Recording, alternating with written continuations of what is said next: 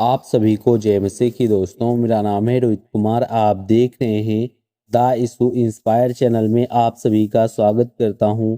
दोस्तों, आप सभी लोगों के बीच में लेके आ चुका हूं।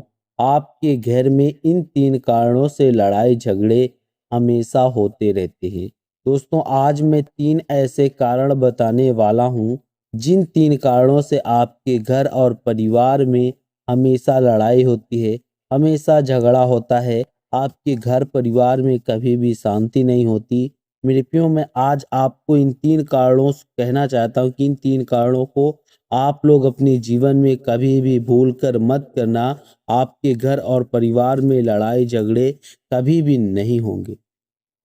तो चलिए दोस्तों, यहाँ पे प्रभु का वचन कहता है, रोमियो की पुस्तक अध्याय 6 से 23 में लिखा हुआ है, क्योंकि आप यहाँ पे लिखा हुआ है, क्योंकि पाप की मजदूरी तो मृत्यु है, परंतु परमेश्वर का वरदान हमारे प्रभु यीशु मसीह में अनंत जीवन है।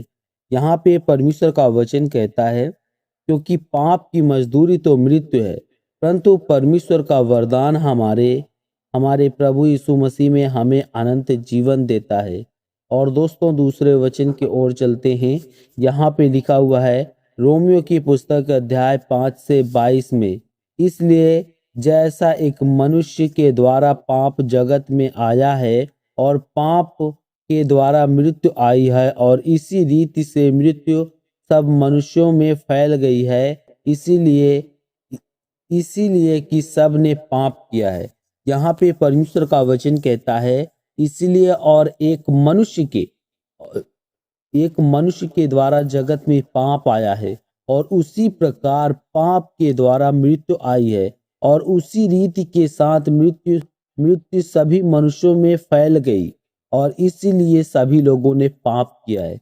मेरे प्रियो, आज जो अपने जीवन में जिससे कि लड़ाई झगड़े हो गया, और आप अपने जीवन में हमेशा आज सुख शांति का जीवन व्यापन नहीं कर पा रहे हो, तो वो क्यों नहीं कर पा रहे हो? क्योंकि मेरे प्रियो, प्रभु का वचन कहता है कि आप लोग, ये पूरा संसार पापी है, और पूरे संसार पापी होने की वजह से पूरे संसार में पाप फैल चुका है, और लोग आज पाप पाप की ओर जा करके अपने जीवन को नष्ट कर रहे हैं। तो चलिए दोस्तों, यहाँ पे लिखा हुआ है, सबसे पहले पढ़ते हैं मूर्ति पूजा। यहाँ पे लिखा हुआ है, व्यवस्था विवरण अध्याय 5 से 8 और 9 में लिखा हुआ है। यहाँ पे 8 में पढ़ते हैं, तू अपने लिए कोई मूर्ति खोद कर ना बनाना, ना किसी की प्रतिमा बनाना जो आकाश व पृथ्वी और जल में है। यहाँ पे परमेश्वर का वचन कहता है, आज हम मसीह भाई बहनों के लिए परमेश्वर कहता है कि तू अपने लिए कोई मूर्ति खोद कर मत बनाना, ना किसी की प्रतिमा बनाना जो आकाश व पृथ्वी में है। क्योंकि मेरे प्रियो, परमेश्वर का वचन कहता है कि सर्वशक्तिमान परमेश्वर कहता है कि मैं निरांकार हूँ। तुम मेरे वचनों को पढ़ो, और मेरे वचनों को पढ़ करके मुझे सच्चाई से देखो, मैं तुम्हें नजर आऊंगा। क्योंकि मेरे प्रियो, परमेश्वर कहता है कि वचन ही परमेश्वर है, और परमेश्वर ही वचन है।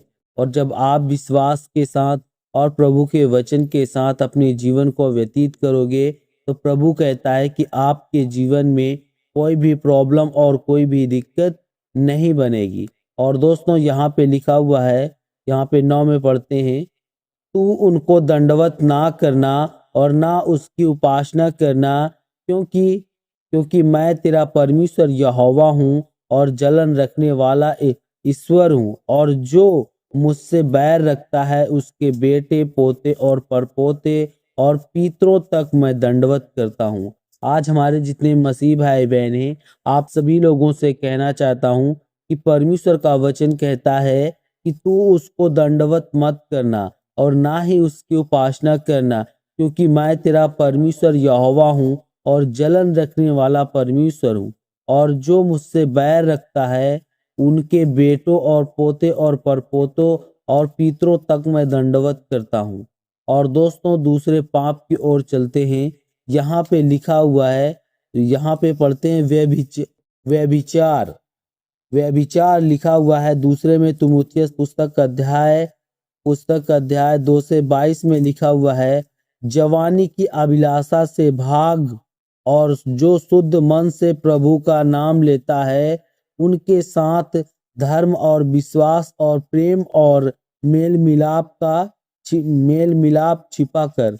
यानी कि यहाँ पे परमेश्वर का वचन कहता है आज जो कुछ मसीह लोग होते हैं जो अपने जीवन में व्यभिचार का शिकार हो जाते हैं, आज वो लोग व्यभिचार करते हैं और वो अपने आप को नहीं रोक पाते हैं, तो परमेश्वर का वचन कहता है तीमुथियुस का पुस्तक अध्याय 2 से 22 में लिखा हुआ है, जवानी की अभिलाषा से भाग और जो शुद्ध मन से प्रभु का नाम लेता है उनके उनके साथ धर्म और विश्वास और प्रेम और मेल मिलाप छिपा कर रखता है। परमेश्वर आपके जीवन में बहुत से ऐसे आशीष देगा। प्रभु आपके जीवन में जितनी भी दिक्कतें और प्रॉब्लमें हैं वो सब दूर करेगा। बस आपको विश्वास के साथ और आशा के साथ अपने जीवन को व्यतीत करना है। और दोस्तों तीसरे में बात करने वाला हूं, यहाँ पर लिखा हुआ है घमंड। आज हमारे कुछ मसीह भाई बहन हैं जो अपने जीवन में घमंड करते हैं। कुछ लोग अपने जीवन में धन और दौलत का घमंड करते हैं, कुछ लोग अपने जीवन में अपने शरीर और बल का घमंड करते हैं। यानी कि आज हमारे कुछ मसीह लोग होते हैं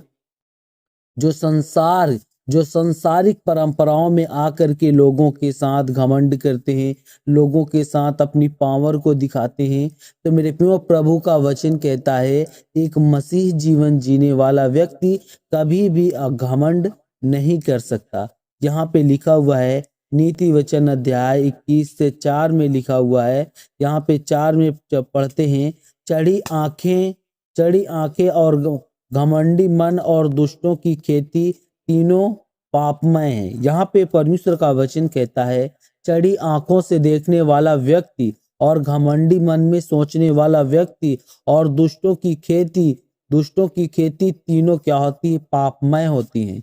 यानी कि मेरे प्रियो परमेश्वर कहता है कि जो कोई व्यक्ति अगर ऐसा देखता है या ऐसा करता है या ऐसा सोचता है तो वो कोई अच्छा व्यक्ति नहीं है दोस्तों, वो एक पापी है। और मेरे जितने मसीह भाई बहन आप सभी लोगों से कहना चाहता हूँ ये वीडियो अगर आपको अच्छी लगे तो प्लीज चैनल को सब्सक्राइब करें और बेल आइकन को जरूर प्रेस करें। God bless you all of you, आमीन। नेक्स्ट वीडियो मिलता हूँ दोस्तों।